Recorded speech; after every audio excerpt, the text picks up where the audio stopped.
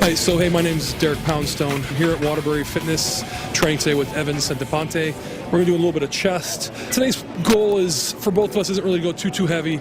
I'm only doing about 60-70% of my theoretical max. I don't really max out too much on bench. I'm not a big bencher. But this year I'm trying to change it. I'm shooting for a 600-pound raw bench. So this is sort of a workout that's going to ramp up my training.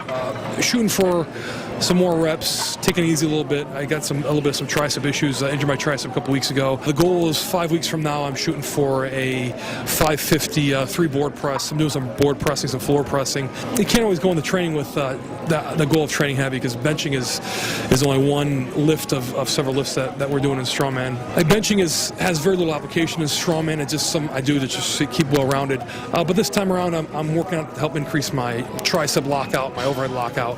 So I'm going to see how that benefits me this year. All right, so what you're noticing with the different pressing techniques that Evan and myself have, it's actually pretty cool because we're both benching similar weight, but the way we bench is vastly different. A bodybuilder, you can see with Evan's sets, he's actually focusing on the muscle contraction, so he's not focusing so much on moving the weight, but contracting the chest and pushing with the triceps. So it moves in a much more deliberate manner and a little bit slower. Where if you see me in contrast, pushing the same weight, it's I'm not going to say more explosive, but I'm focusing on just the actual moving of the weight. I don't really care what muscles I'm using. I'm trying to utilize as much muscle as possible. If you actually watch my lower body, my legs, I actually got to drive off the floor with my legs, and I push into my back, which helps increase the amount of torque I'm able to put on the bar. So it's funny, two relatively big athletes at the top of our sport, you know, the way we bench, even though we're using the same weight, is just totally different. All right, so let's talk about World's Strongest Man a little bit.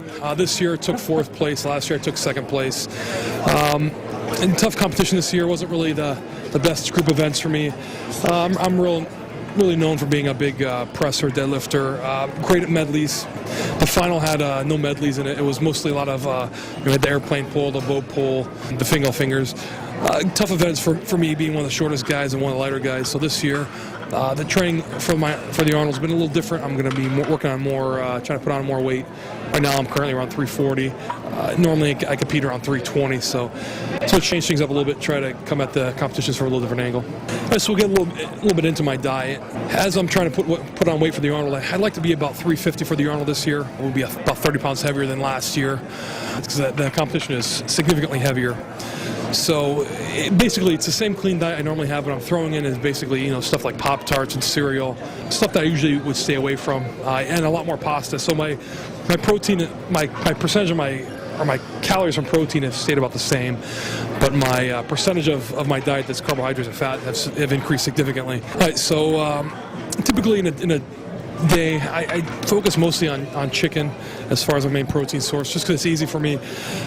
Because I'm working all day, I don't have the luxury of being able to cook something and eat it right then and there fresh. And chicken's probably one of the best things that you can heat up or eat relatively easy and cook pretty easy and quickly. So I'm usually doing about 3 pounds of chicken a day. Now I'd say probably about 1.5 pounds of pasta. I'm usually doing 3 shakes a day, all of which are weight gainers instead of just protein shakes. So each one of those is 800 calories or so. And then I'll do after my post-workout dark matter and protein shake, I'll have about 1 pound of steak. I'm doing steak 4 or 5 days a week, which is basically on my training days. My days off, I'm not usually doing steak. I'll probably do another half pound or so of chicken, or I'll substitute fish in there. All right, so we're just talking about my work a little bit and my diet while I'm at working.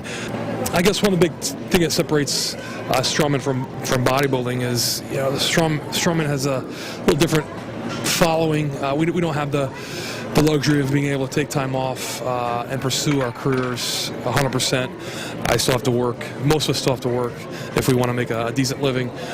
So, like today, for example, I missed a meal. I was really busy at work, so just my training wasn't the best it could be.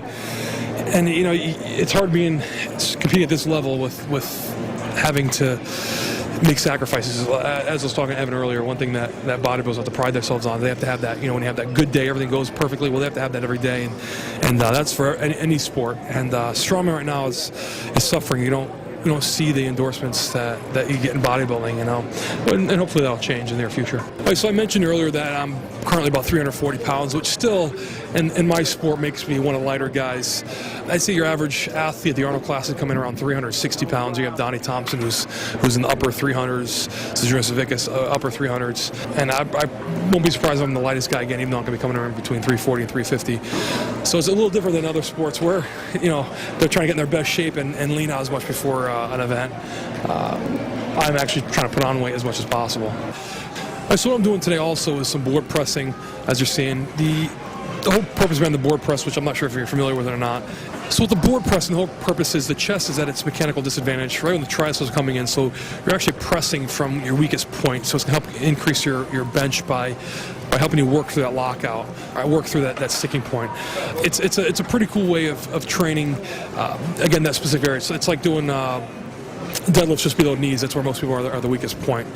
So it's devised not as a muscle builder, but it's a way to train your chest in a specific area that might be its weakest. Okay, so when Evan started doing the floor pressing, he liked it. We had to do a little bit of correction of his technique. The whole purpose of the floor press, when you come down, you're supposed to rest the weight on your tricep, meaning that the weight is completely off your chest, so it's actually resting on your arms. I found Evan was doing it in the beginning. He was sort of touch and go. He corrected that and was able to power out, you know, four or five reps every set, which was impressive because he's very slow, methodical. He's still that sort of bodybuilding mentality. It just goes to show you the vast difference with the training techniques. So this year, I'm taking a little different step towards the Arnold training, as we already spoke about before. Obviously the benching, focusing on that to increase my lockout strength and the overhead. Another thing is I'm not taking my training so seriously. I noticed that it was becoming almost like my job, and it really burning me out, and the training that we do anyways is just brutal. So I'm trying to take it easy a little bit more, have fun with the training a little bit, and I'm much more confident. I've got another 6 competitions under my belt since this time last year when I was training for the Arnold, so I'm in a much better place mentally. I know what I can do. I know I can win it. That's not the issue. I just got to go out there and do it. So to me, the work has already been done. I've been doing this sport for long enough. I've done over 30 competitions at the pro level, so just going to go out there and have fun. It's another competition, just another day, you know. One thing I like to end this on is I'd like to take some time to thank the city of Waterbury. The mayor's office was kind enough to give me a citation, along with the governor's office in the state of Connecticut, for my work with the youth and my dedication to my sport, which they thought has brought some good publicity and some good press too. All right, well, now that we're wrapping up, I'd like to just remind you guys, I have a website coming out, poundstonepower.com. It's got a bunch of information about my training, competitions, and so forth. Check that out. You can contact me on Facebook, Twitter. It's just my name. Pretty simple. Keep in touch. Be with me that way about what I'm doing. And stay tuned. Evan and I got a couple more brutal workouts coming your way.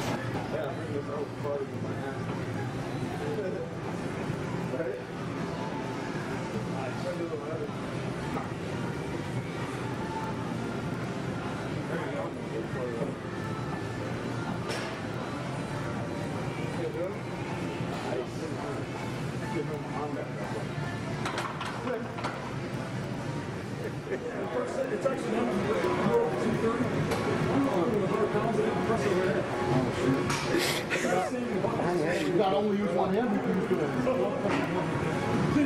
Oh, you're good.